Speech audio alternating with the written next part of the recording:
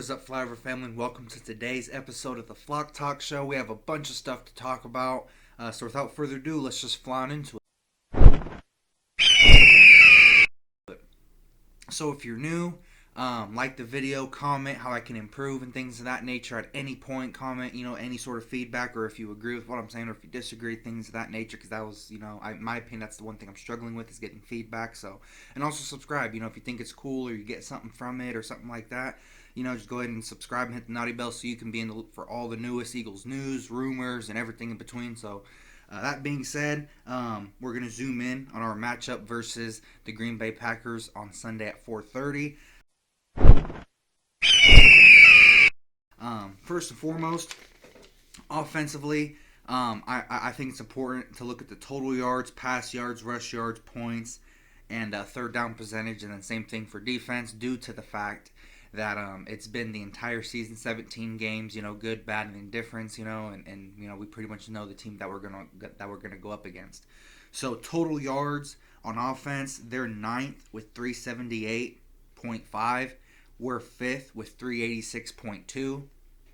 Passing yards, they're 12th with 223.9.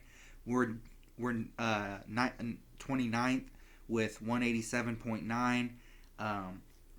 So far with total yards and passing yards, we put up a little bit more overall yards and things of that nature, and obviously they put up a little more pass yards. And then in terms of rushing yards, they put up 146.8 a game, which is fifth in the league, which is pretty darn respectable. Running team. Josh Jacobs, he is a beast, things of that nature. And then we put up 179.3, which is second. In my opinion, we're still the best rushing team in the league, in my opinion. Saquon Barkley's still healthy, best O-line in the league. Again, having Jalen Hurts miss a few games and things of that nature, I do think that does impact it. Points overall, we're both tied at 7th, 27.1. So that's pretty interesting. Third down conversion percentage, they're 14th with 39.5. We're 10th with 41.7. So we're, at least 2% better on third down, which, any percentage, if it's at least a whole percent, I'll take it. But if it's like 0.001 or however the case, it'll be all right. It's basically the same at that point. Yeah, since it's like an entire percentage different, I'll take it. So next up is defense. Total yards, they allow fifth in the league, 332.2 yards per game. We let up 296.3, which is first. So in total yards allowed in terms of defense, we're the best in total yards. Passing yards, we're still number one, 174.2. They're 13th with 215.2. And keep in mind, what's his name? Jair Alexander. He's out for the season, I believe, with a knee injury of some kind. But rushing yards allowed, they're 7th with 99.4. We're 10th with 104.2. Again, I think that we're a lot better than that due to the fact that we've cleaned that up the last few games and things of that nature. Points allowed, they're 6th with 19.9. We're 2nd with 17.8. So we allow just 2.1 points different, two points less, pretty much. Third down percentage, 37.5, which is 12th, and we're third with 35.5. So we're significantly a better defensive team. That according to the numbers, they can stop the run better, according to the numbers and whatnot. But overall, I think that their numbers are better than what they truly are, and I think our numbers don't say exactly how good we are on defense. My opinion. It's not a fact or law or whatever the case may be, just an opinion.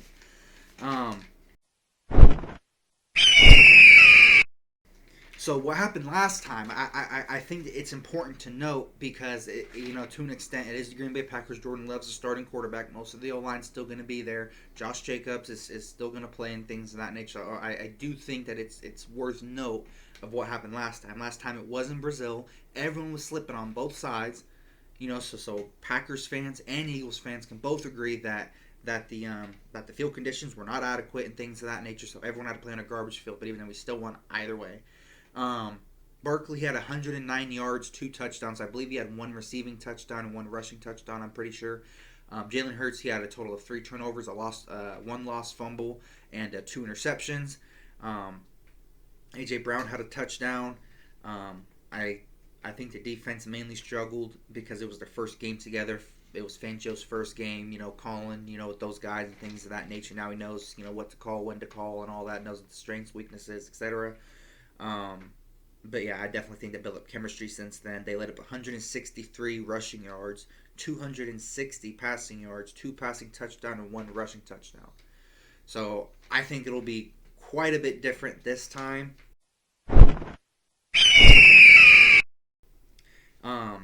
And here's what's different this time, or however the case. So what's different this time is that obviously it's in the playoffs, obviously. But besides the obvious, besides what we already know, it's in the playoffs, one game elimination. Obviously BG's out for the season. That hurts Philly. 3.5 sacks, or however the case, at that time of him getting hurt. That does hurt us. But obviously, Vic Fangio and things of that nature, he's cooked up a masterclass coach in the last few games and for most of the season. Jair Alexander, he's out for the season. He had an interception on Jalen the last game.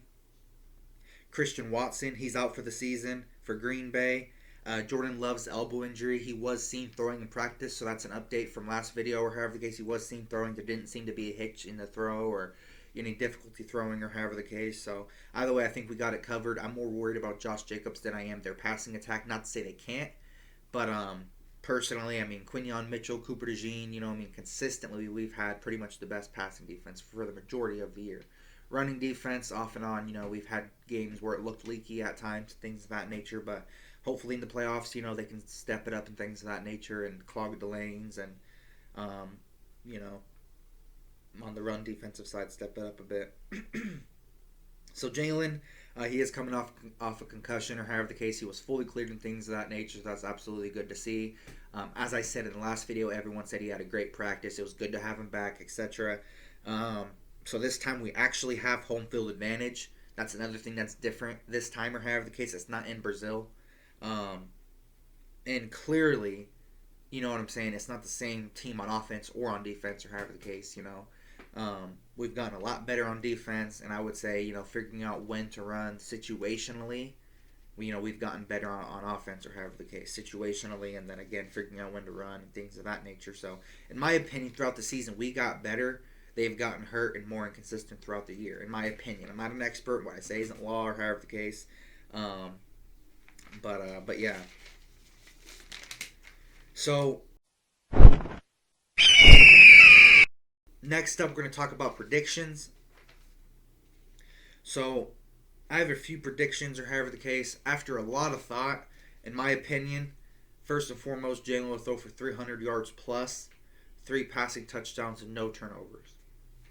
Now, the final score, which is my second prediction, I think it'll be 35-14. And I think C.J. Gardner-Johnson will have 2 picks.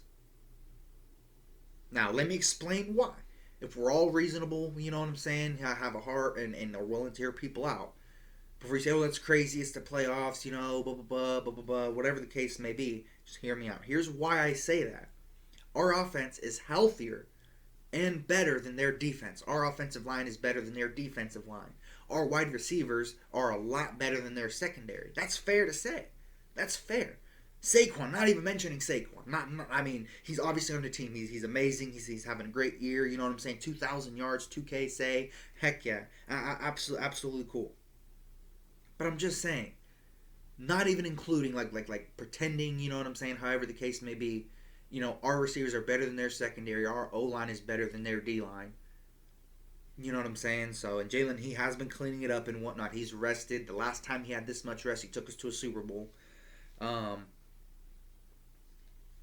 And not to mention, Jordan Mailata, PFF isn't law, or however the case may be. It's not everything in life, or however the case.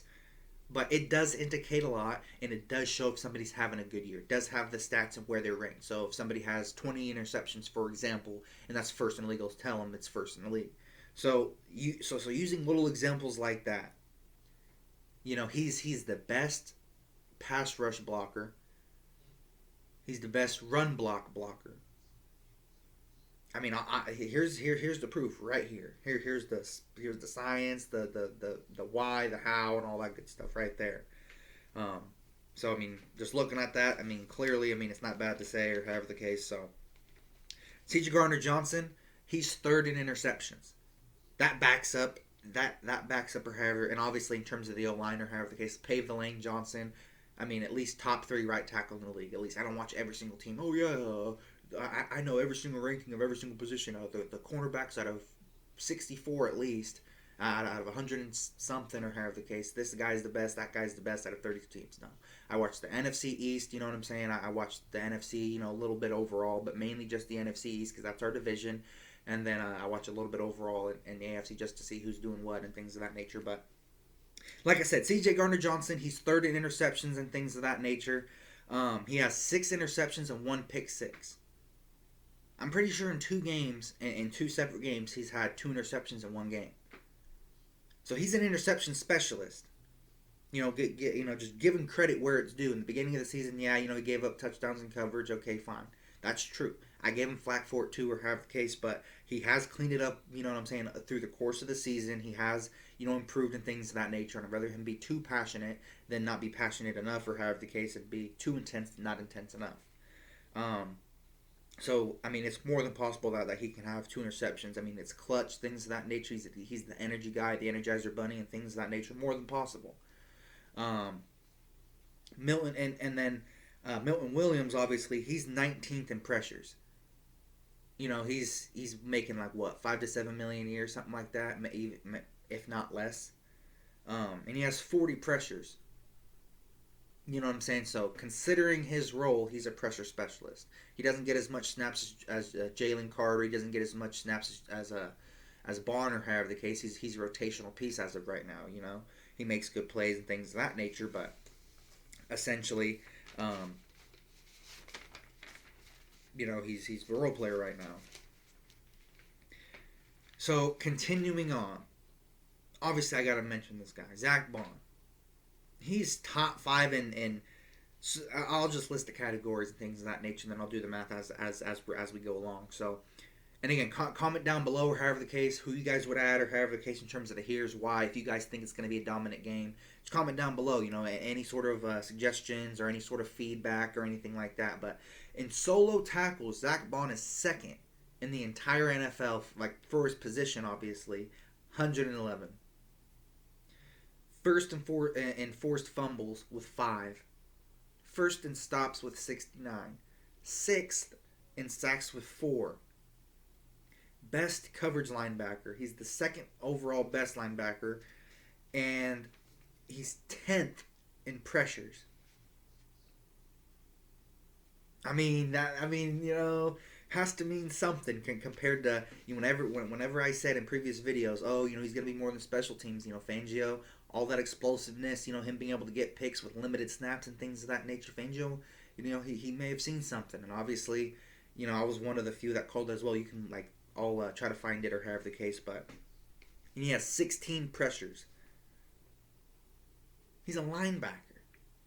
He's not in Jordan Davis's position. He's not in Jalen Carter's position or however the case. Sometimes he steps up or however the case. But for the most part, it's just him being aggressive and things of that nature. So, and obviously Fangio coaching him and things of that nature. But last but not least. I still got one more person after this. Sorry, guys. Cooper DeJean. For being a slot corner, for being a DB, he is the 2nd best in run defense. I mean, after stopping Derrick Henry and whatnot, I mean, you can kind of trust it a little bit. You know what I'm saying? And then after all those 4th and 1 stops that he himself made in one-on-one situations. One-on-one situations, nobody else around, no double teams, nobody was blocking him or however the case. 1v1, the dude looking him square in the face or however the case. DeJean made the tackle 1v1, 4th and 1, multiple times this season. So I mean, it makes sense. A lot of the times they ran it. You know what I'm saying? And then he's 12th in coverage as a rookie. I can more than accept that. The 12th best corner in coverage, or DB in coverage. I can accept that. Absolutely, I can accept that. And I said can, not can't, but can. I can accept it. Like, that's good. That's amazing. Just to be clear, however the case, because I know it could sound close to, can't or however the case. But Jalen Carter, absolute beast. He's first in forced fumbles with 2. He's 9th in pressures with 53. He's 9th in quarterback hurries with 36. And he's 8th in hits with 12. And he's 2nd in batted passes with 6. Absolute beast. Again, I'll say it again. First in forced fumbles with 2. 9th in pressures with 53. 9th in hurries with 36. 8th in hits with 12. 2nd in batted passes with 6. Absolute beast. The eye test, I mean, like we can all agree, he's a big part of our defense, things of that nature. But I mean, I think, in Philly, at home, not on a crappy field where you can actually get footing and things of that nature, I think the run defense will be a lot better versus Green Bay compared to the last time. So I think the differences in terms of the whole here's why and the conclusion of the here's why is all of the differences that have occurred since the last time we faced in week 1 favor the Eagles. That's basically my whole point. We've gotten better, however the case may be. We've gotten better on defense, better defending the pass. You know what I'm saying? And then I believe, we've gotten better flow on offense, or however the case, in terms of when to run and situationally, taking the points and things of that nature. Them, on the other hand, they've gotten like a lot more serious injuries, multiple people out for the season, and they've been inconsistent as well. So, yeah. So that's my conclusion on that. Next up, some general Eagles news and things of that nature. That's what's up next. So for the news and whatnot, there were some roster moves made. Joseph Nagata was signed to the practice squad. Brett Toth was signed to the 53-man roster, and Jack Driscoll, O-lineman, was placed on IR. Green Bay safeties Zane Anderson out with a concussion, so he won't be playing. I think the only other guy we have to worry about, or however the case is, Xavier McKinney. But, AJ, Devontae, one of them is bound to be open. So, essentially, we talked about how he finished the regular season and things of that nature, you know what I'm saying? What happened the last time, you know what I'm saying? That we faced off, what's different now, and how that can impact it, or however the case, in my opinion, like my takes from it, explaining my philosophy about it, my predictions, and I explained why I predicted that and things of that nature. Essentially, in my opinion, the keys to winning is the offense has to build a lead and the defense has to lock down and protect the lead. And special teams got to step up big. No fumbles and things of that nature. Big punt returns, things of that nature. Special teams has to step up big. For that game. Last little bit, little bit of bonus info just to close it out. The only Philly players out versus Green Bay are Trevor Keegan and Byron Young. Kenny Pickett was limited in practice, so it's 50-50. But by the way, Tanner McKee, I like his chances better.